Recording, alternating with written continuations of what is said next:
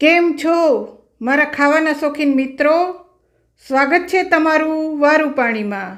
આજે આપણે બનાવશું કોઈ પણ લોટના ઉપયોગ વગર બે અલગ બેઝ સાથે ફરાળી કોઈન પિઝા. તો જોઈએ એની રેસીપી.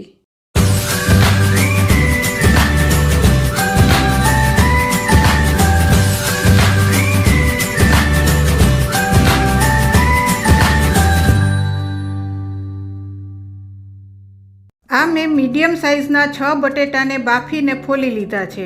હવે આપણે એક રોટલી વણવાનો પાટલો લેશું. એની ઉપર આ રીતે ટ્રાન્સપરન્ટ કોથળી આવે છે એને કાપીને પાટલા ઉપર આપણે રાખી દેશું. પછી આપણે જે બાફેલા બટેટા છે એમાંથી એક બટેટું લેશું. એની ઉપર પણ આપણે એક કોથળીનો ટુકડો રાખી દેશું. પછી આ રીતે લાકડાના દટ્ટા આવે છે એનાથી આપણે એને પ્રેસ કરશું.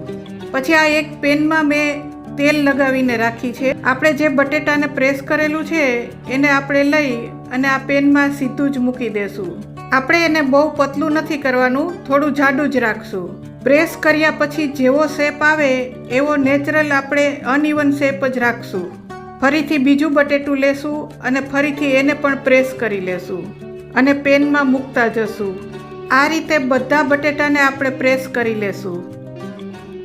હવે આપણે આને શેકી લેશું.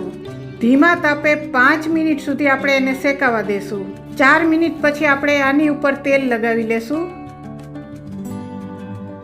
પછી આ એકને પલટાવીને જોયું તો હજી બરાબર શેકાયું નથી, તો હજી થોડી વાર આપણે એને રહેવા દેશું. થોડી વાર પછી આપણે એને પલટાવી લેશું. આપણા પિઝા બેઝ એક સાઈડ સરસ શેકાઈ ગયા છે. હવે આપણે એને બીજી સાઈડ શેકશું. બીજી સાઈડ આપણી 2 મિનિટ શેકાય પછી આપણે એના ઉપર ટોમેટો સોસ લગાવશું.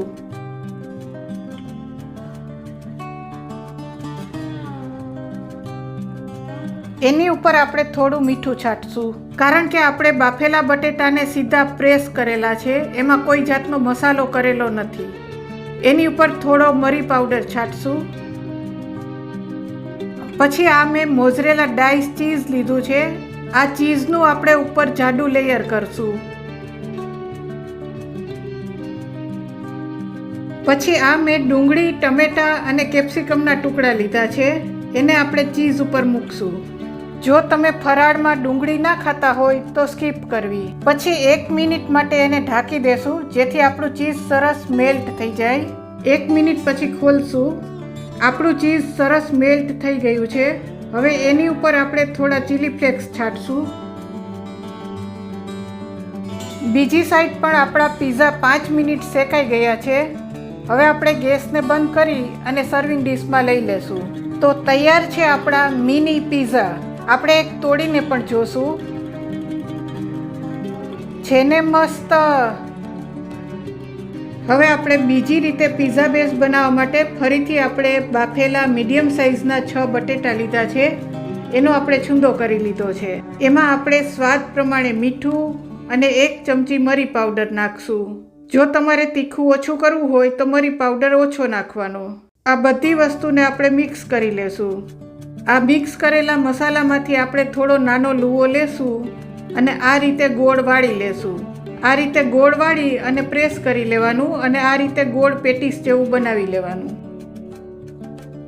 એક ડીશમાં આરા લોટ છાંટી અને એની ઉપર આપણે આ બનાવેલા પિઝા બેઝને મૂકતા જશું. આ રીતે બધા જ પિઝા બેઝ બનાવી લેશું. આ રીતે આપણે બધા જ વાળી લીધા છે. હવે આપણે એને શેકી લેશું. શેકવા માટે એક પેનમાં મેં તેલ લગાવી લીધું છે. એમાં આપણે આ બનાવેલા પિઝા બેઝને મૂકશું. ધીમા તાપે 5 મિનિટ સુધી એને શેકાવા દેશું. 4 મિનિટ પછી આપણે ઉપરની સાઈડ તેલ લગાવી લેશું. પછી એને પલટાવી લેશું. નીચેની સાઈડ આપણા પિઝા સરસ શેકાઈ ગયા છે. પલટાવીને ફરીથી એને 5 મિનિટ સુધી શેકાવા દેશું. 2 મિનિટ શેકાય પછી આપણે એના ઉપર ટોમેટો સોસ લગાવશું. આ મેં મોઝરેલા ડાઈસ ચીઝ લીધું છે. એની ઉપર આપણે ચીઝનું જાડું લેયર કરશું.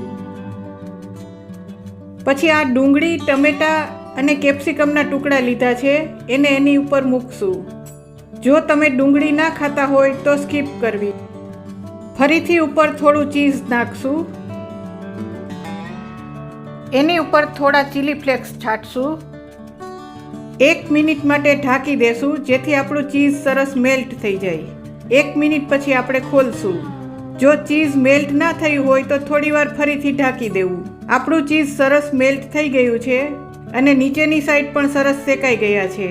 તો હવે આપણે એને એક સર્વિંગ ડીશમાં લઈ લેશું અને આ રીતે બધા જ પીઝાને શેકી લેશું.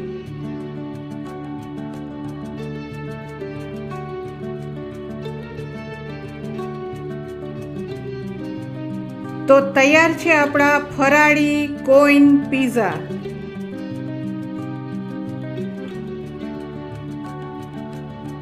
જેને મસ્ત